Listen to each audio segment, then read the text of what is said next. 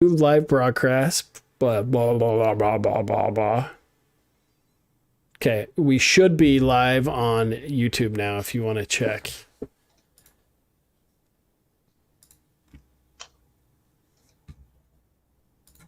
Yep. I'm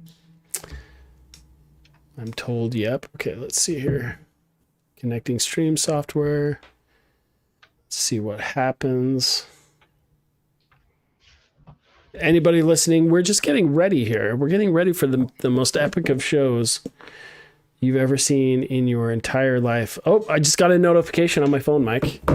That means for all 70 of our subscribers, assuming they've rung the magic bell, they all get subscribed. So they all get dinged right now that we've gone live. So this could be our biggest stream to date. Oh God. It could be. No, here, like, if you're interested in this kind of stuff, Mike, the cool stuff about live shows like this, and for anyone watching right now who's into YouTube, is that the YouTube algorithm actually, when people are going live and actually speaking to their community like we're doing, it actually ranks us higher and improves the probability that they're going to share our video content with other people.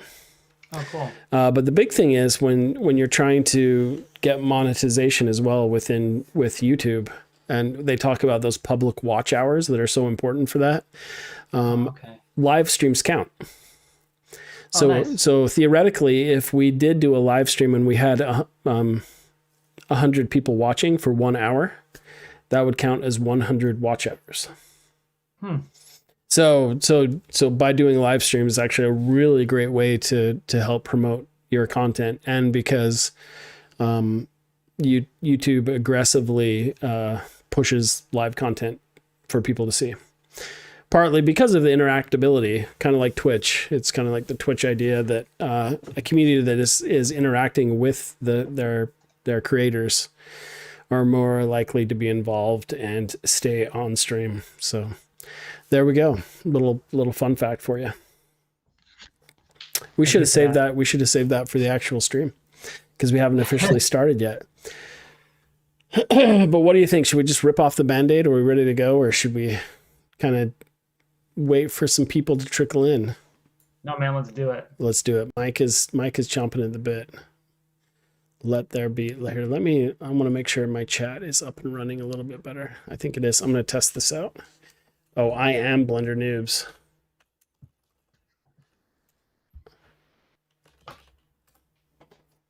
So this doesn't. It's interesting. The delay this time is like a full 30 seconds. Is it that bad?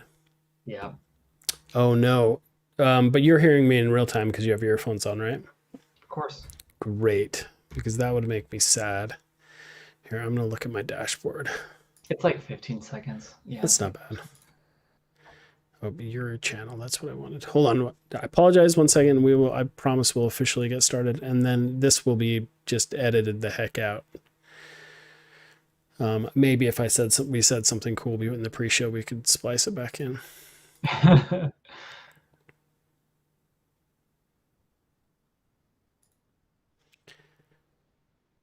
Okay, here we go. Live. I wanted to see what it looked like live, and I may have to. Oh, that's what I wanted. Hold on. I apologize. I knew that was going to happen. I promise we'll officially get. Got it. Okay. All right. Here we go. Did you like it, Mike? Of course I did. Okay. I was just wondering where that like came from. Yes, from the Blender Noobs themselves, from Melting Face 3D.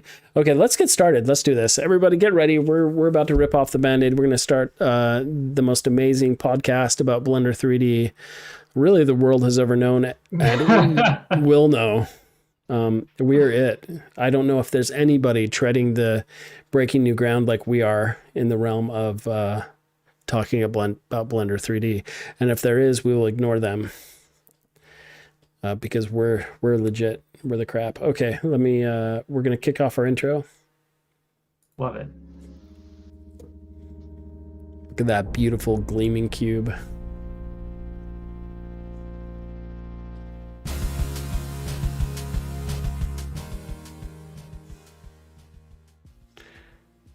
And there we go. Everybody, welcome to the Blender Noob Show podcast. Episode number, I'm really thinking we're pushing like 10 or 11 now, Mike. You know, we did that preliminary series of shows, and then we've been doing this now for a little while, so I literally have no idea what actual episode we're on. Yeah, those preliminary episodes, I'm not gonna lie, they were some of our best work. So they are canon. They are canon as far as the Blender Noob Show podcast. But welcome everybody to the Blender Noob Show podcast. Mike, do you want to give us an intro for anybody listening who may not know? I know it's a surprise. There may be some people out there who don't know what the Blender Noob Show podcast is about, but would you care to give them a intro to the show? Yeah, sure. So my name is Mike Reese, also known as Melting Face 3D. I've been working in the 3D industry for over 12 years now. The Blender Noobs show is just me and you talking about Blender news, but also just we tend to talk about just 3D news in general. We talk about art, we talk about games, we talk about VFX, we talk about being a professional. It's kind of like a grab bag of everything, but 3D is the foundation of all that. Yeah, my name is Gabriel Olson, also known as Checkpoint Professor. I'm a full-time professor, assistant professor. I don't want to upgrade my title too hastily here. Assistant professor at the University of Utah, where I teach video game design. Before that, I worked in the video game industry for about 10 years as a level designer, primarily using Maya as my 3D software of choice. And I'm excited to be here talking with Mike every couple weeks about all the things happening with Blender as we both strive to learn the software that is continuing to show, in my opinion, dominance in the 3D realm. I really think that it is going to rapidly become more important as time goes on. I totally agree. And what's interesting is that with the release of 3.0, spoiler alert, we're talking about Blender 3 today. They're doing some really interesting. They're going in branches that you wouldn't normally think a 3D program could go, which is really, really cool. Especially when 3 Studio Max just released its 2022.3. There's obviously some really cool tools that are like happening there, but like it feels standard. It feels like a standard progression of 3D software, whereas Blender continues to push like what's possible, and to have some really amazing features that are built into it. So looking forward to talking a little bit about Blender 3 today and some of the major features that it comes with. They're doing some awesome things. So spoiler alert, we'll be talking about Blender 3.0 today. And for anyone watching too, usually the format that we've kind of established as time goes on is we usually talk about the latest and greatest news regarding Blender and maybe other 3D software information that's happening throughout the week. Then typically Mike and I share the current projects we're working on. And then as always, we have an open invitation for anybody watching who would like to share some of their 3D creations in Blender Live. We would love to show those off. And even if you'd like to come talk about some of the stuff you're doing, we would love to hear it. Open invite for anyone watching both live or post broadcast. If you'd like to be a part of the show, just reach out to us. We'd love to have you on the show. That being said, Mike, I'm going to cut you off again. We are back in our home place of YouTube this week. Last time we were on Twitch. We are working on being multi-platform in our live stream, but primarily YouTube is where it's at. We'd like to thank all of our 70 subscribers who have found value with the Blender Noob Show. We appreciate you. We appreciate the feedback. We appreciate all the comments on all our videos. It has really pushed us to feel like this show that we're creating is something is worth evolving, is worth making better week after week. And so your support is appreciated and valued. Thank you so much for watching. Yeah, absolutely. We've been doing this show for a little while now, and we're trying to get more consistent. And we also have lots of ideas for videos and some and some extra tutorials. You guys have been giving us some great feedback. So, those are like on the list, and we definitely plan on making some of those. So thank you for that. So many ideas. I tell you, Mike and I, before we even go live, we talk about it all. But the reality is too is Mike works full time. I work full time. We have full time obligations outside of it. So this truly is a passion project. But the positivity we get from the community, the validation that people are hungry for more Blender 3D content really pushes us to move that forward. So thank you so much, everybody. Okay, so let's get on to the party. Let's get on to the bulk of it. So the big news, Mike, you kind of spoiled it, but what can you tell us about Blender 3.0 and what that means for Blender? Well, so, Blender 3 just came out, and with some humongous new features. Some of them, we have talked about before, where things were coming.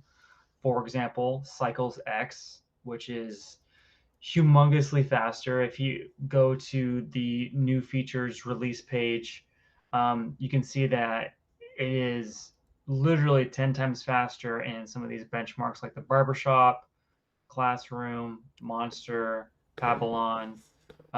It is bonkers compared, 3.0 compared to 2.93. Wow. So sorry.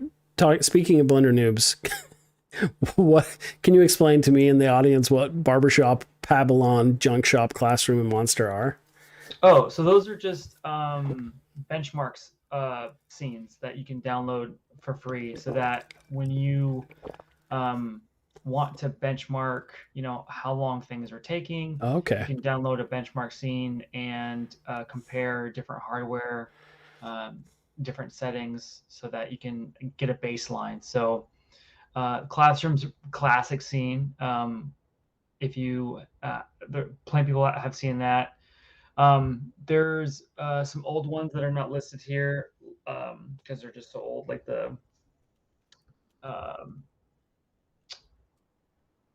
car scene, the VW scene. So I'm gonna Google that up. I'm gonna see Blender 3D classroom scene. Yeah, you'll see the classic classroom scene, and the junk shop. That was the pretty stylized scene that you saw a lot when 2.8 came is out. that this? So is the classroom this little diorama? Is that what that is? No, there are a bunch of different things if I Google it. So I'm not sure which one the classroom scene is. What?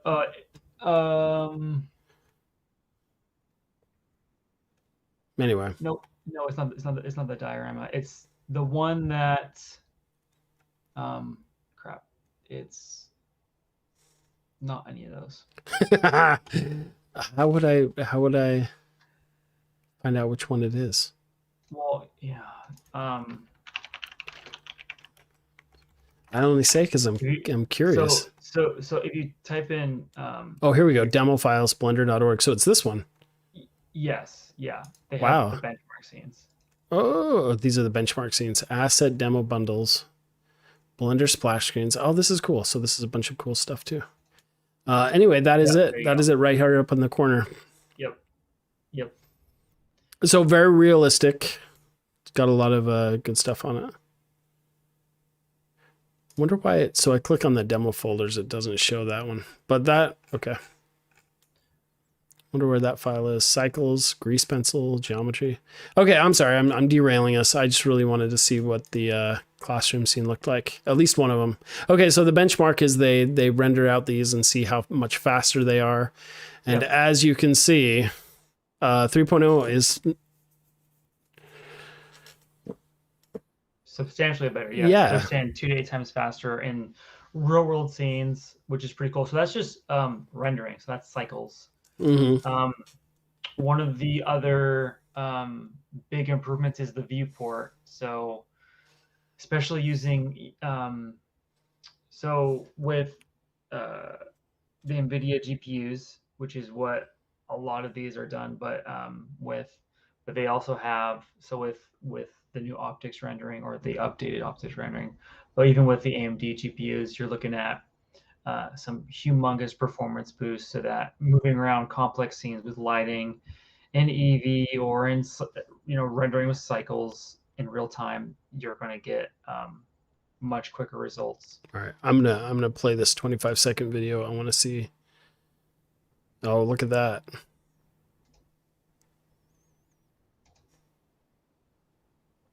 Interesting. So, yeah, I can see how that would be much more effective. All right. Move around. Yeah. The 3D viewport feels much more responsive now, even with overlays turned on.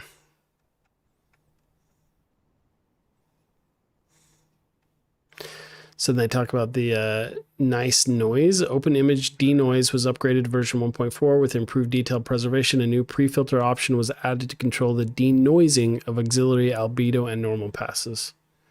Yeah, so this is the noise that's actually done during rendering and not post rendering, the open image denoise. So you can scrub through the different the before and after, and on the right is the after. You can just see how much additional detail is preserved with the denoising. You see it a lot within the cushions, especially the one on the right. Just way more detail is preserved. In the reflections, you can see a lot of detail, or is preserved. Like even in the flooring, a lot of the veining is preserved. So that's gonna what that allows you to do is to save time on rendering, and then have denoising.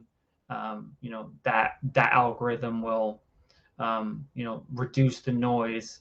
But the big issue with denoising is that the more that you denoise, the more like fidelity of the image that you lose. And so this is just so this is showing how much more it can that it can retain, so you can render things faster while keeping the amount of detail that you're wanting to have in your scene. That's pretty awesome. So just looking over, we're going to look over some more of these details. I think that's going to be primarily our show tonight. So anyone watching, pretty exciting stuff. But so I was just reading, Blender 2.0 came out in, am I correct, the year 2000? It said 21 years in the making. So it's been 21 years since a numerical, a full number upgrade in Blender. Yeah, and considering 2.8 was the big, one of the bigger tipping points in Blender, which is, kind of crazy that it's a 2.8 release and not like a 2 release. Right. Oh, that's crazy. That's awesome. Okay, Shadow Terminator. So this is pretty cool, especially because you see a lot of low poly characters within Blender being made. So when it comes to low poly, like objects, there's a lot of the time when the normals can create this. You're seeing like the jagged edges of the actual normals, because the polys are stretched pretty far to create that low poly look. So what the Shadow Terminator does is it makes it feel more like it would with a smooth normal with proper shading, and not these jagged edges that sometimes you can get because of the algorithm. Yeah, it feels much more sub-D. Like that's really cool. So it's funny. Yeah. So as we go on, my first impression is, are these just a lot of like just cosmetic upgrades? I know we have like the speed, that's a huge thing, but I'm interested to see. There's some big ones. Okay, good. So for me personally, Mike, I want to see like any upgrades to like really the asset creation pipeline, like actually creating stuff in 3D. We're going to talk about it in a minute. This is super. We got the balloons kind of like really creating some crazy noise. But so I spent time earlier today in a tutorial. And I'm not going to lie, like the UI, the interface for Blender, I think a lot of technically minded people like yourself really like it, but it's complicated, like to just create stuff in Blender. And I don't want to be spoiled, but I'm really hoping that 3.0 kind of addresses some of that. And I'm not sure if that's just me vocalizing that kind of feeling or if anyone else does. So maybe it's not something worth addressing. It's just something I need to learn how to better understand the UI. Well, so there was a cosmetic upgrade for sure within Blender 3.0. It got another overhaul. Since Blender 2.8, from 2.79, the UI has gone under drastic changes, and it's become a lot better. But Blender is pretty technically minded still in a lot of ways, even though it's way better than it was. I think they're obviously still wanting to make it as easy as possible to create, and so that's kind of like under constant Revision. development. Yeah, no, and I understand that. We'll talk more about it later. But to that point, if you go down, one of the massive things that happened was the asset browser. So this is something that I think you'll appreciate as a level designer. So if you go down to the asset browser section, being able to save assets, being able to save materials, dude, sorry, I'm sorry, I didn't mean to interrupt you. This character is Kevin Keels. This 3D, I don't know if this sculpt is his, but this is based off of a 2D art by Kevin Keel. I recognize it immediately. I worked with him at Disney. Very talented artist. Oh, is that for the skincare? Yeah, for the demon here. Which, I mean, this is awesome, the skincare stuff. But yeah. Anyway, yeah, I should find the sketch that this came from. Anyway, there's more. Tons of stuff on here. Okay, so where am I going to? Yeah, so just go one more down. Okay. Asset browser. Here we go. Yeah, so watch that video. Okay, where's this video? Sorry, I don't have audio, but it's not functioning Well, anymore. there is no audio to this video. Okay, great. Oh, this is rad. So this is a lot like actually a lot like Unreal a little bit. Oh, this is cool.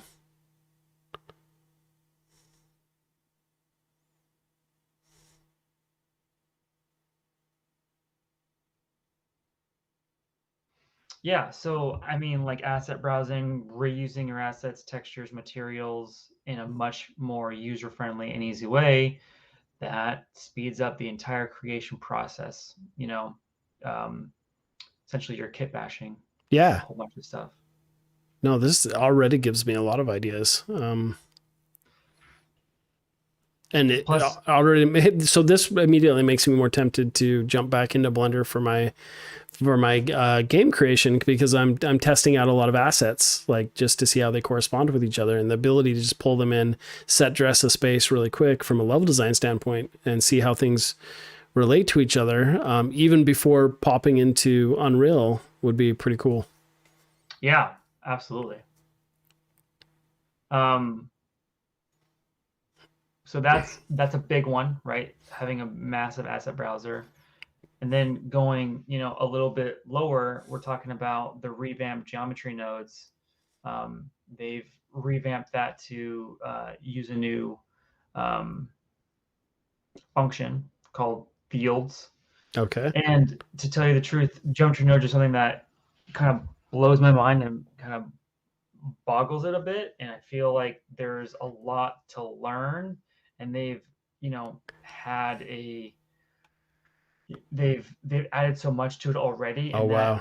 Like even came about for 2.92 was when geometry nodes came in. So it's still pretty young, and they've already kind of made it a lot better. So something that this is the kind of stuff that I feel like other packages are not even trying to get towards. Yeah, this is essentially grabbing some of the concepts from Houdini, right? And squeezing it into do that. I mean, that's one of the cool things about a general use software package like this, is that that developers can take inspiration from other products and like kind of meld them in.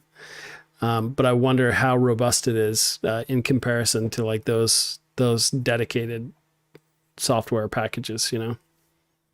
Yeah, that's true. There's already been some pretty amazing artwork though, and especially when it comes to doing just interesting things and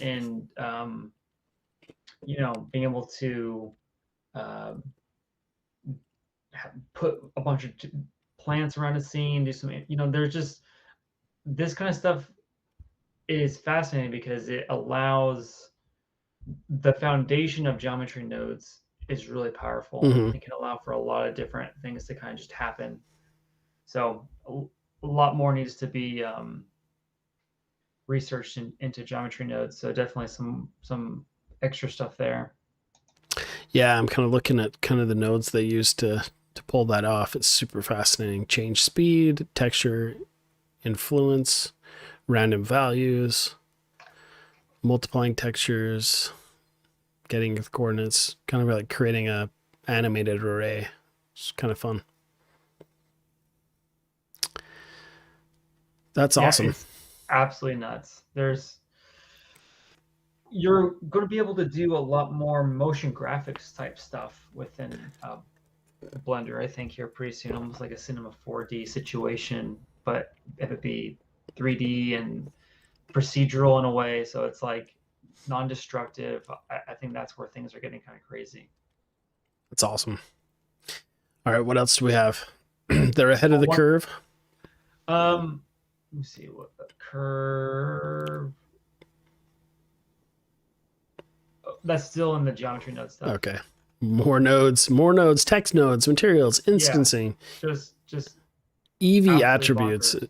So this Eevee attributes, this was in cycles, and then they got it into into Eevee. So you can. That is really cool. Yeah. So you can see here that the example that they're using is painting on some foliage and some the moss and the leaves stuff, like in real time using a geometry nodes, but then they're just painting it on, which is I mean, it's just nuts. Yeah, they're basically using vertex painting to place them on. Yeah. That is pretty dope. So complicated, Mike. So complicated. Will I ever understand this new? This is so meta. This all belongs in the metaverse.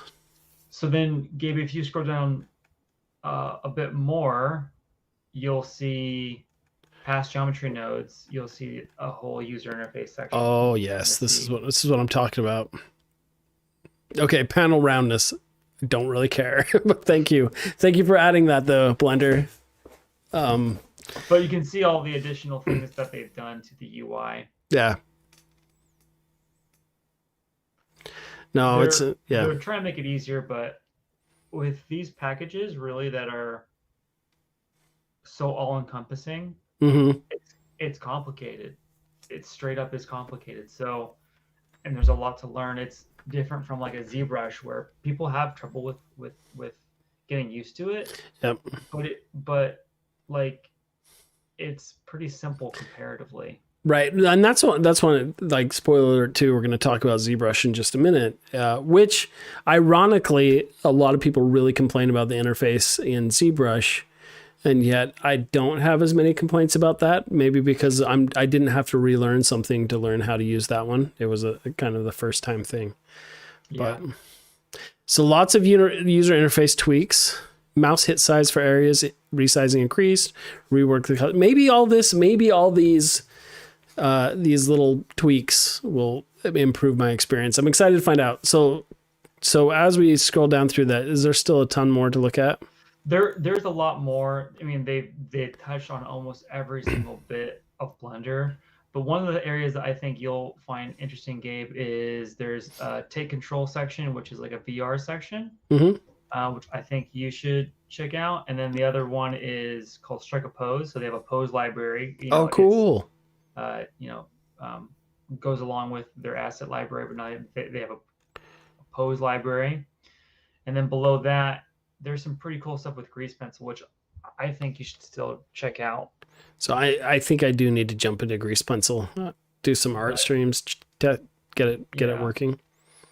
This is rad. So new pose library, that's fantastic. So kind of the blend shape area, which is cool. Yep. Yeah, take control. I'll have to look into that. So a lot of really fun stuff. So here's the question: Should I move on? Is it time for me to move to 3.0? Ditch the 2 point whatevers. You might as well. Because it's not like you did a whole lot with like add-ons and stuff. So I would just go to 3.0 and start again. There really isn't. And for anyone watching, I'm a pretty vanilla.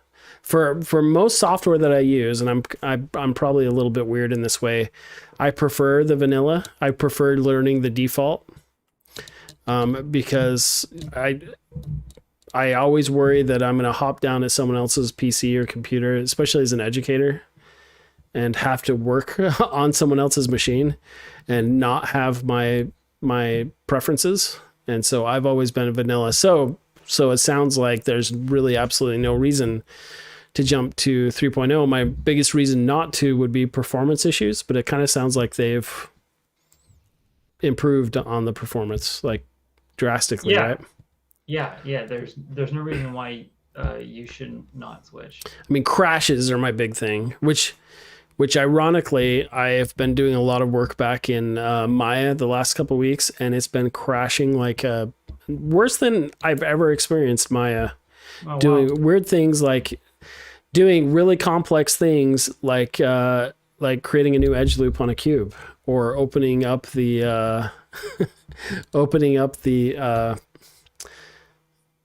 render settings, like, and it just hard crashes. And it just hard crashes on me. Oh boy. And I was thinking Blender wasn't doing this. Yeah. Blender was more stable than this. So that's one of the things I'm like, man, I just need to bite the bullet and switch over to Blender. So that's cool. So I'm going to jump into 3.0 this week, and we'll see how that goes. Perfect.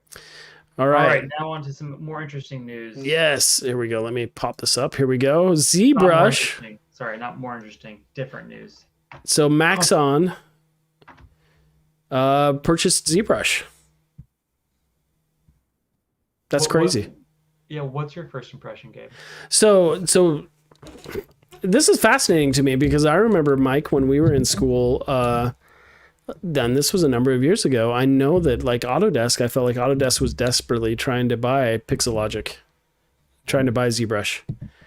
And it seemed like they wouldn't budge, right? That they wanted to stay true. So my first impression is like, oh, bummer, they kind of sold out.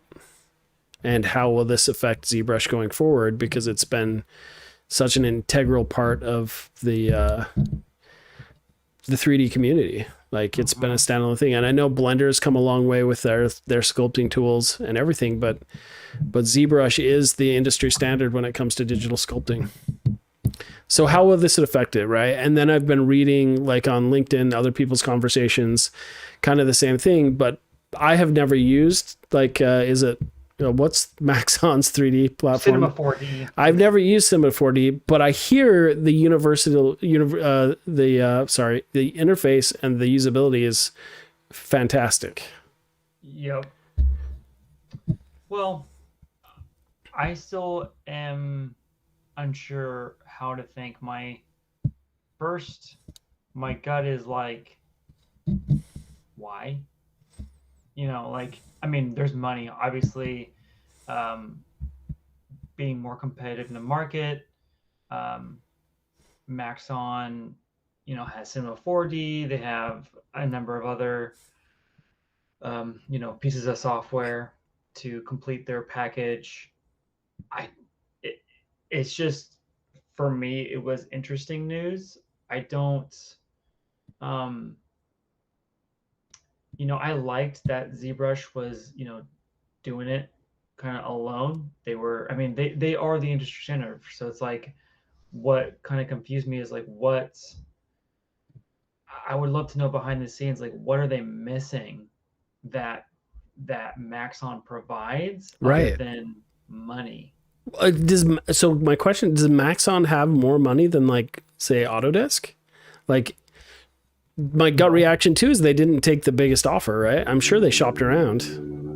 Well, maybe a lot of times it also has to do with Oh yeah, raising the yeah, I gotta stand. Value, right? So not value, like values. Mm-hmm.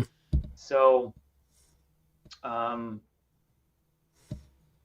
the other thing too is then there's what the strategy is, and there is a potential that the ZBrush and Maxon have been talking for a while about a collective vision and mission that like aligned, and so they decided to work together to make that happen. So there's a lot of things I'm sure that were behind the scenes, and I know that, or I don't know that, but Pixelogic has been very values driven for a long time, wanting to make sure that once you purchase the software, you got free upgrades for life. They were very community driven. So definitely hoping that they kind of keep that mentality, but it also does seem that there is a lot of pieces of software that are just kind of coming together and merging to kind of not survive, but to continue to be competitive. I'm still kind of challenged by right this, so like Autodesk, they've bought tons of freaking companies. Like it's not like they have like 5 companies. They've bought like 30 tons of stuff. So it's like, I definitely think it's about making sure that you're prepared for the long haul, and working together and pooling resources is sometimes the way to go. So it's a challenge. Yeah, no, it's super fascinating, isn't it? So I don't know. I'm interested to like how that will affect the ZBrush community, what kind of innovations that would bring, especially with Cinema 4D. Is this going to? So you want to talk about Blender Noobs? That Cinema 4D is something I've absolutely never used. Have you used Cinema 4D? Very, very briefly. I mean, a few of my coworkers went to Cinema 4D just because they're using After Effects a lot. So, so like those two are synonymous together with like motion graphics. So, that makes sense. But, ZBrush doesn't fit into that at all. And it may in the future, but that's not its, primary value proposition. So interesting. I don't quite know what it means, and they're both 3D pieces of software. But one of the things, well, here's the thing, Gabe. So go to Maxon's website. Here's where. So I'll go to just 1 second before we get there, though. Here's just while we're on this page too. There's some questions and answers here, Mike. 1, will ZBrush continue? To which they answer yes. We're looking forward to new ZBrush innovations for decades to come. Will subscriptions continue? Yes, following regulatory approval, we are anticipating that subscriptions will continue like that. So they say yes with some caveats. Anyway, will perpetual licenses continue? Yes, following regulatory approval, we are anticipating that perpetual licenses will. How do you say yes to something and then say it's contingent on something? Yeah, I don't know. That's a little bit of a doublespeak there. Should I buy ZBrush now or wait? There's no reason to wait. In fact, enjoy the holiday promotion that is in effect through December 28th.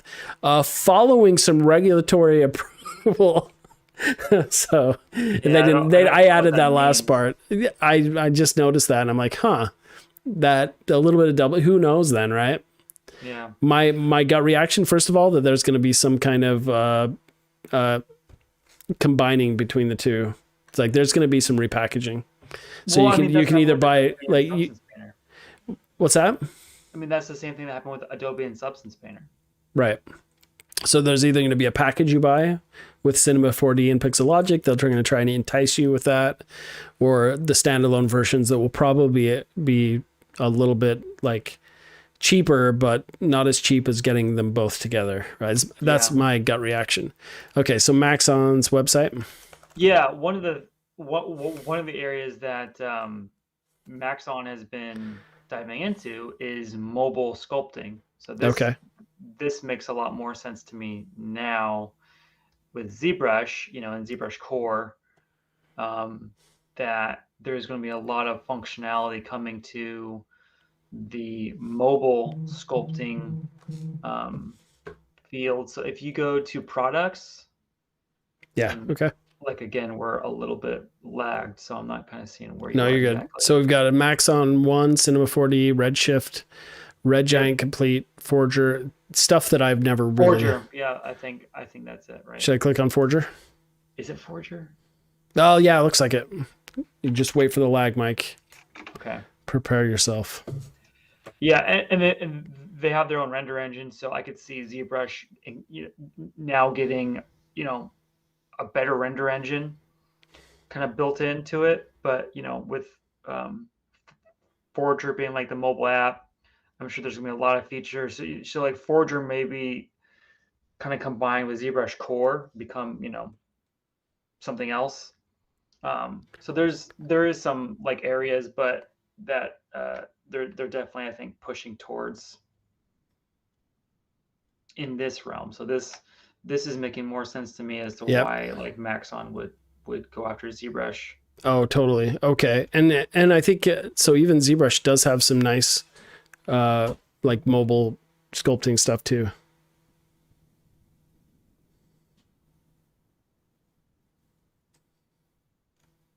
This is cool. That one right there with the Hellboy sculpt looks a lot like a mud box sculpt. It does, right? It's kind of like very rudimentary tools type of a thing. Yeah. What was kind of like the ZBrush light that they used to have? ZBrush Core. Was that what it was? Was it Core, the free light version? Sculptress. That's the one. Yeah, this looks like Sculptress, right? Yeah. Especially the tools there on the right side, very similar. Create wherever and whenever. So yeah, that makes sense. So big news. Those are two big bombs that were dropped on the Blender Noob Show this week. Pretty big news. I think going forward in our next episode, we'll give some updates on. I think we'll have new news on both of these fronts, especially with both of us kind of doing a test run of 3.0, seeing what we like and what's going on with it. Absolutely, it's gonna be interesting to see. Like I said, like the fallout from this particular merger, and then to see just what people are doing with 3.0, which is going to be a ton. Yep, that's awesome.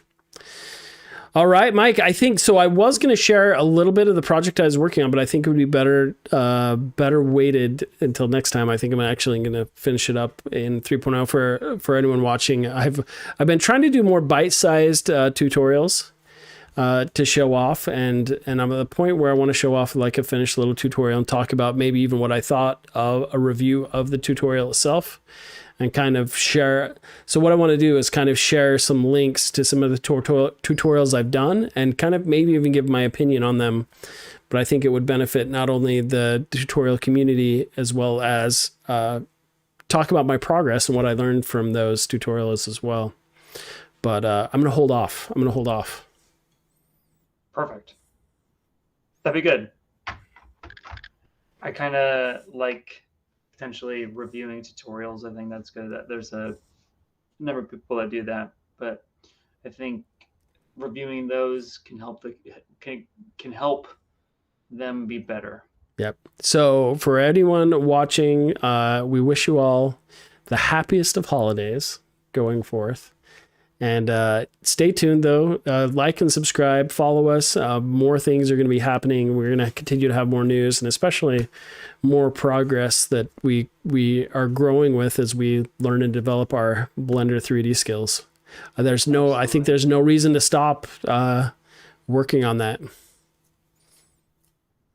100%.